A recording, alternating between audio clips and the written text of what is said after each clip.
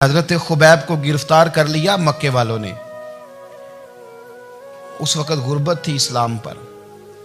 मक्के में सारे लोग इकट्ठे हो गए और चौक में फांसी देने लगे हजरत खुबैब को। कहना आसान है, करना बड़ा मुश्किल है। बंदा जेल में उलझ जाए तो मैंने बड़े बड़े सियाने लोग माफिया मांगते देखे, बड़े बड़े लोग कहते देखे हैं कि ये काम बड़ा। कैद तन्हाई बजाते खुद एक मुसीबत है। आपको अकेला रहना पड़ जाए ना, ये लॉकडाउन हुआ है तो लोग नफसियाती मरीज बन गए। अकेले रहना, तन्हा रहना कोई छोटा काम है। हजरत खुबैब अकेले और मक्के का दौर और चारों जानिब काफर, और चौक में जब फांसी पे लटकाया जाने लगा तो अबू सुफियान बोले और बोल के कहने लगे, यार बंदा कोई काम करके बड़ा पछताता भी है कि यार नतीजा क्या निकला। तो माज़अल्लाह आपका भी नतीजा तो फांसी है, तो आपका क्या ख्याल है? ये आप यकीन करें कि लोग सही सही साथ चलते हैं, थोड़ी सी दुश्वारी उठानी पड़ जाए तो कहते हैं मैं गाड़ी ठीक था, पर इन्हीं पत्थरों पे चल के अगर आ सको तो आओ। मेरे घर के रास्ते में कोई कहकशां नहीं है। लोग ना मीठा मीठा खाना चाहते हैं, थोड़ा कड़वा आ जाए तो मुसीबत बन जाती है। कहते हैं सारे ही फलाने से प्यार करेंगे तो मैं करूँगा, सारे मुखालफत भी करेंगे तो हम इंशाल्लाह प्यार ही करेंगे। ये क्या बात हुई कि हम जमाने का रंग देख के चलेंगे? अब बाद लोग पछता रहे होते हैं।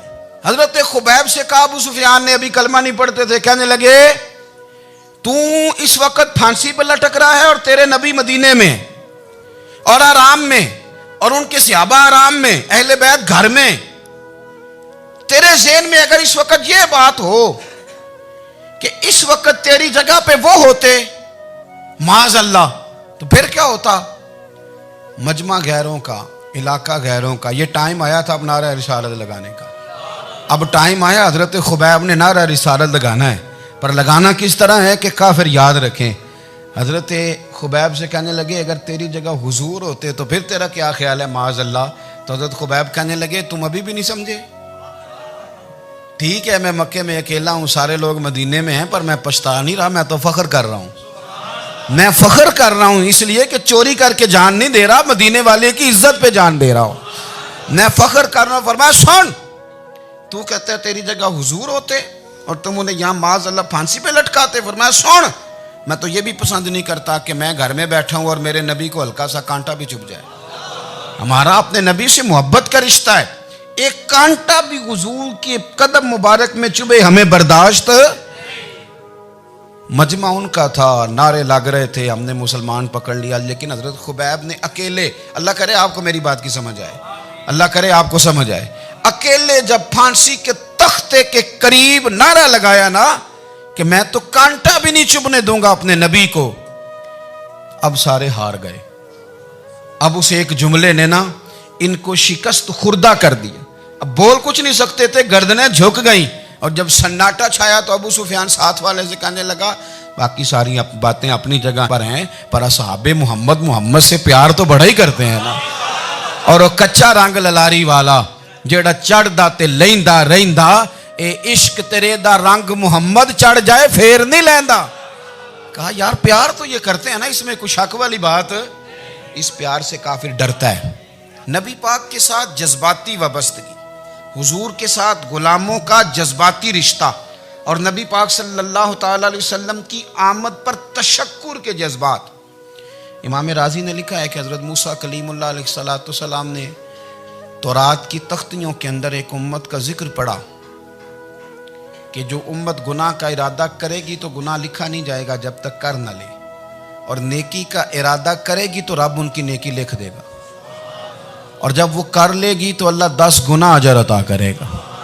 और वो ऐसी उम्मत होगी कि जिनके चेहरे क़यामत के दिन नूर की तरह चमकेंगे, और वो उम्मत होगी जिनकी अल्लाह ताला ज़मीन सारी पाक फरमा देगा, जहाँ नमाज पढ़ेंगे नमाज हो जाएगी। ये तज़किरे पढ़ के तो हज़रत मूसा कलीम अर्ज़ करने लगे अल्लाह ये उम्मत मेरी बना दे। तो रब करीम ने फरमाया कि मूसा नहीं, ये तो मेरे महबूब की उम्मत है। फरमाया ये तो मेरे नबी पाक की उम्मत, हुजूर की उम्मत। अल्लाह अकबर। हज़रत मूसा मामूली आदमी नहीं, वो जलीलुल कद्र पैगंबर हैं जिनका कुरान के हर सिपारे में तज़किरा है, कहीं वाज़े तौर पे, कहीं इशारतन, हर पारे में। और हज़रत मूसा अल्लाह के वो नबी हैं जो रब से डायरेक्ट बातें करें कोहे तूर। कहा ए मूसा ये उम्मत तो मेरे नबी की है। तो हज़रत मूसा अलैहिस्सलाम अर्ज़ करते हैं, इमाम राजी ने लिखा है, कहते हैं अल्लाह फिर मुझे अपनी नबी की उम्मत में शामिल कर। ओ यार, हमें लोग कहते हैं मिलाद ना मनाओ।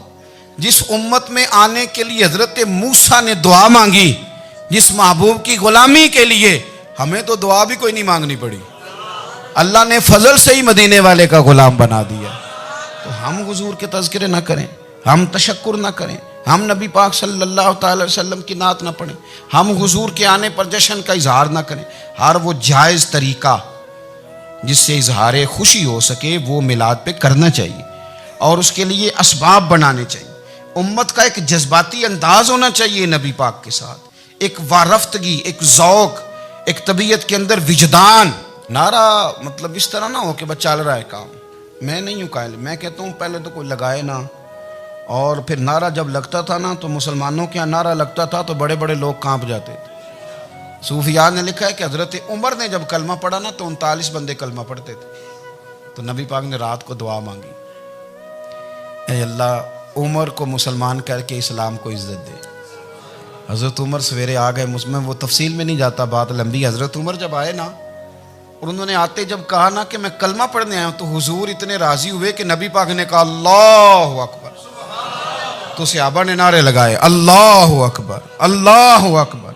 यानी 40 लोग मुसलमान हुए तो नारे लगे, नारे लगे। हमारे सूफिया कहते हैं हज़रत उमर के आने पर जब नारे लगे तो बताओ कि वो तो नारा तकबीर लगा, नारा रिसालत क्यों नहीं लगा?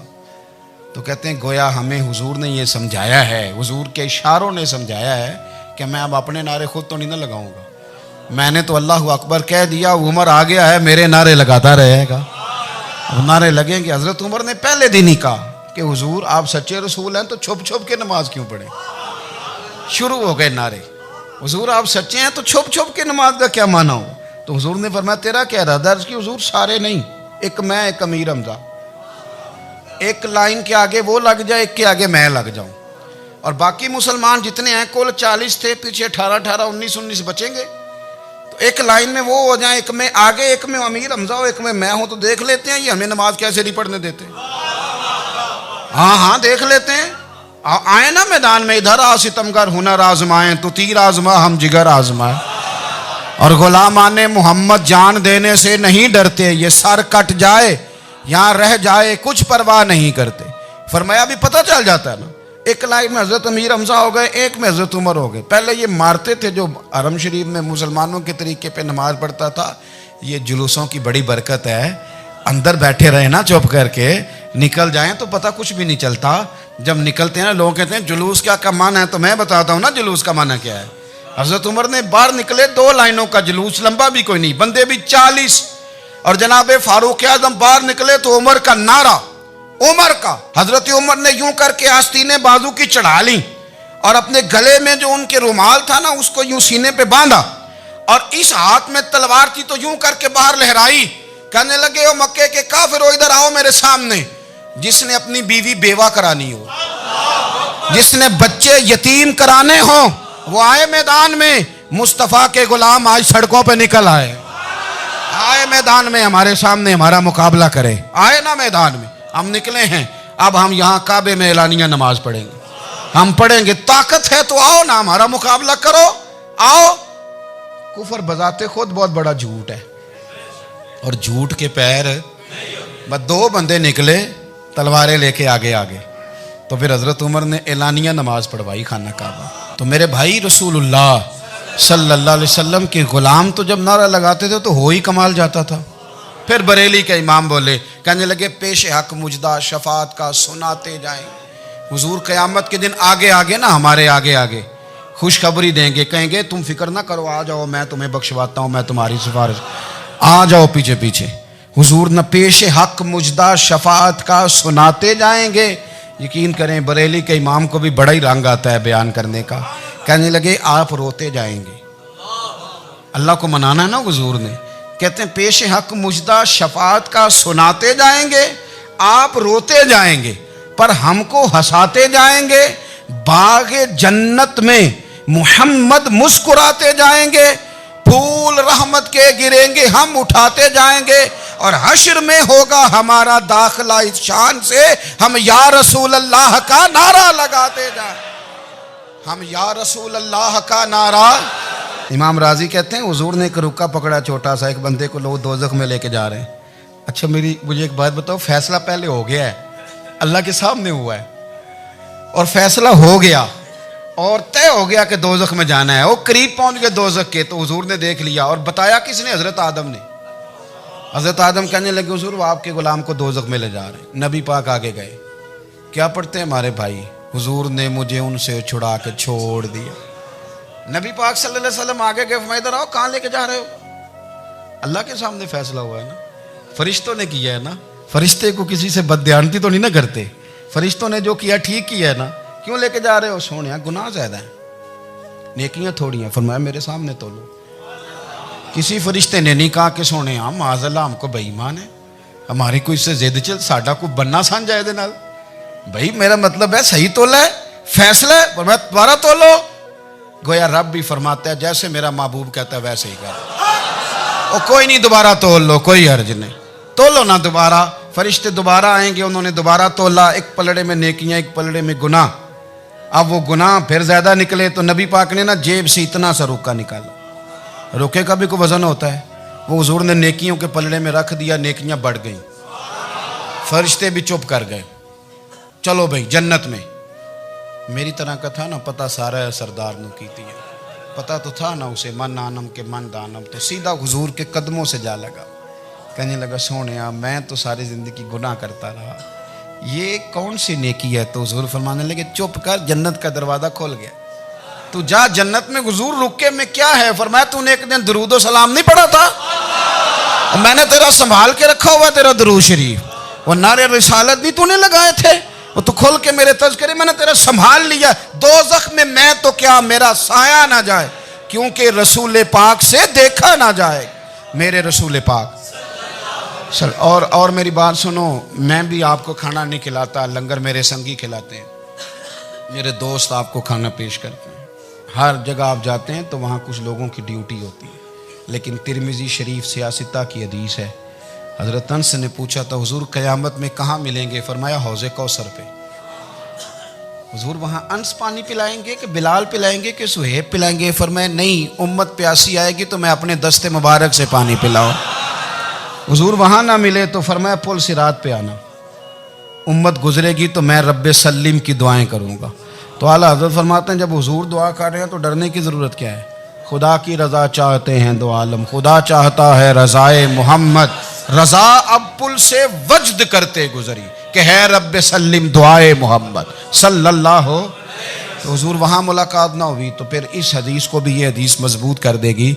हुजूर फरमाने लगे फिर मिज़ान अमल पे आ जाना, उम्मत के अमल तोल रहे होंगे और मैं कामयाबी की दुआएं मांग रहा हूँगा। तो जिसके लिए हुजूर दुआ मांगेंगे नाकाम होगा, नाकाम होगा। अपने बच्चों को हुजूर की मोहब्बत सिखाएं, नबी पाक सल्लल्लाहु अलैहि वसल्लम की गुलामी करें। आपका रिश्ता नबी पाक के साथ मजबूत होना चाहिए, आपके ताल्लुकात हुजूर के साथ मजबूत होने चाहिए। और आपने दाएं बाएं नहीं देखना कि प्रोपेगेंडा क्या है, लोग क्या कह रहे हैं। लोगों को देख के जो लोग रास्ता बनाते हैं वो पीछे रह जाते हैं। आपने ये देखना है कि मेरा हुजूर से निस्बत का ताल्लुक मजबूत है, कोई किधर जा रहा है इससे हमें कोई ताल्लुक। इस वक्त आलमी हालात क्या हैं, कौमी हालात क्या हैं, मुआशी हालात क्या हैं, जर्नलिस्ट क्या कह रहे हैं फलाने के, हमें इससे गरज नहीं है। हमें तो इतना पता है कि हमने अपने नबी को राज़ी करना है। तो इसलिए खूबसूरत महाफिल का जिक्र करें, खूबसूरत दुरूद शरीफ पढ़ें।